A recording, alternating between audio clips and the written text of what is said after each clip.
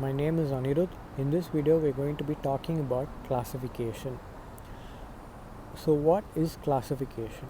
Classification is a widely used data mining technique. Classification is a supervised data mining algorithm. By supervised, what I mean is that you know your target classes or categories. That is, you know which class your predictor variable belongs to. So classification is a data mining function that assigns items in a collection of target classes or categories. The goal of classification is to accurately predict the target class for each case in the data. For example, a classification model can be used to predict loan applicants, whether say they are at low risk or whether they are at medium risk or whether they are at high credit risk. If your target class has only two classes, that is, for example, say if your target class has yes or no, then it is called as binary classification problem. Classification has a wide range of applications. So when you look into data mining, you can do either predictive data mining or descriptive data mining. Under predictive data mining, you have classification, regression, time series analysis, and prediction. Under descriptive data mining, you have clustering, summarization, association rules, and sequence discovery.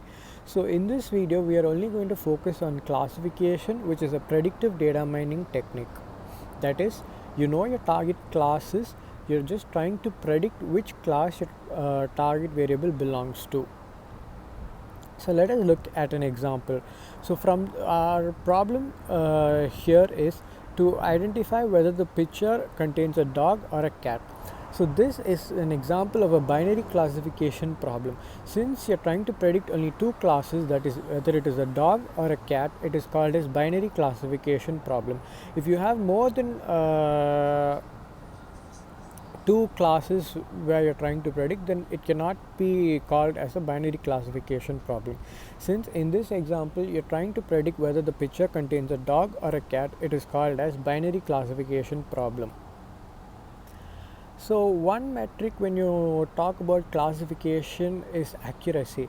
Accuracy is a good metric, but does accuracy always a good metric? Not always. For example, consider a case where your data set is a bit imbalanced. Say you have 100 records, out of which 90 records are yes and 10 records are no, and your data mining algorithm predicts all the classes to be as yes. So in this case you will get an accuracy of 90 out of 100, but in reality our algorithm has predicted 10 cases as wrong. So in case of imbalanced data sets, accuracy might not always be a good metric. Since accuracy is not a good metric because algorithm is just predicting everything to be as yes. So by predicting everything as yes, it gets 90 out of 100 marks. So it gives a wrong picture when you look into accuracy of the model. So accuracy is not always a good metric when you work with imbalanced data set. So another thing to look at while working with imbalanced data set is confusion matrix. So this is an example of a confusion matrix. You have your actual, that is positive class, and classified positive class, that is your actually your algorithm actually the picture is a dog and your algorithm also classifies it as a dog, so that is called as a true positive. So you can see here that a dog is classified as a dog, that is called as true positive. And then you have your false negative, that is actually it is a dog but your algorithm has identified to be as a cat, so that is called as false negative. You can see here that a dog is classified as a cat, that is called as false negative. Similarly you have your false positive and true negative. So when you talk about false positive, actually it is a cat but your algorithm has predicted to be it as a dog. You can see here that a cat is classified as a dog, that is false positive. And another thing is your true negative, actually it is a cat and your algorithm is also identified it as a cat, that is called as true negative. So this is an example of a confusion matrix. So a confusion matrix will give you overall picture, a better picture of how your algorithm has performed.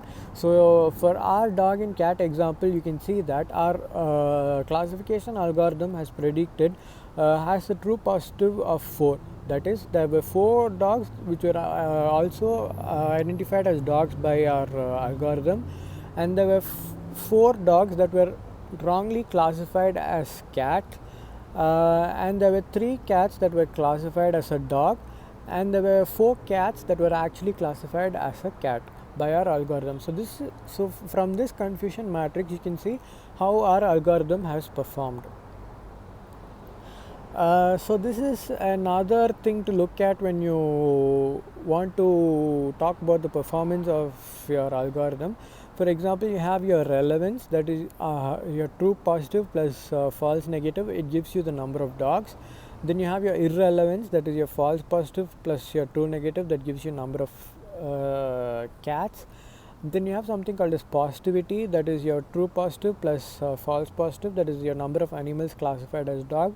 Then you have negativity, that is your true negative plus false negative, that is number of animals classified as cats. True classification rate, that is T by N, the probability that an animal is correctly classified. Then you have your false classification rate, that is your probability that an animal is incorrectly classified.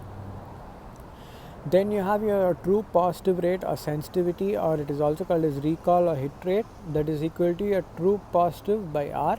That gives you the probability that a dog is classified as a dog. Then you have your true negative rate or specificity, that is your true negative by irrelevance, that is I. That gives you the probability that cat is classified as a cat. Then you have your false positive rate or fallout or false alarm rate, that gives you, that is your false positive divided by your irrelevance, that is the probability that a cat is classified as a dog. Then you have your false negative rate, that is your false negative by your relevance, that is the probability that a dog is classified as a cat. Then you have your positive predictive value or precision. Precision is nothing but your true positive by your positivity, that is the probability that an animal classified as a dog is a dog. Then you have your negative prediction value, that is your true negative by negativity, that is the probability that an animal classified cat is cat.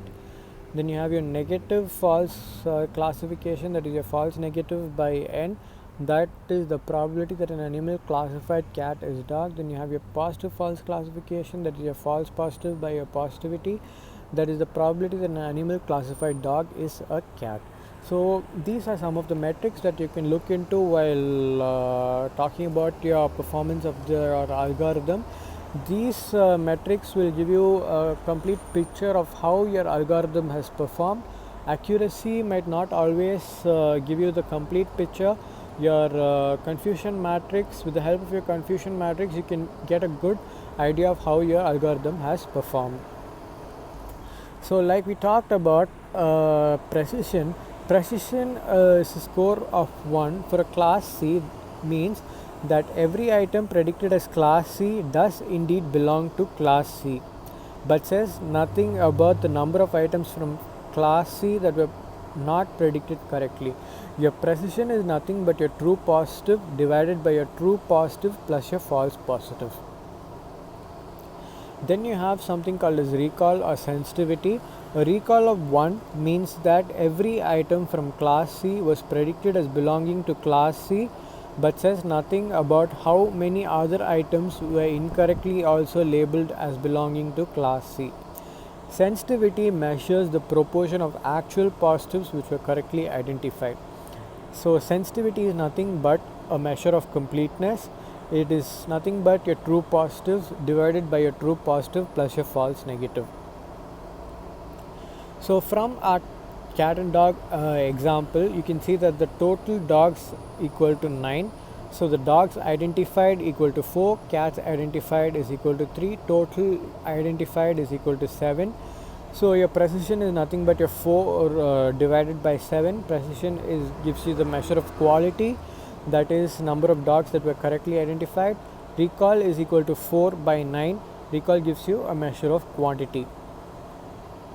Another thing is your precision recall curve. The intersection of the precision recall curve with the main diagonal is called as the precision recall break-even point, which is considered as an important classification criterion. So a good classifier should have a high precision recall break-even point. So if your algorithm has performed well, it should have a high precision recall break-even point. So from this presentation you can understand that accuracy is not always a good metric.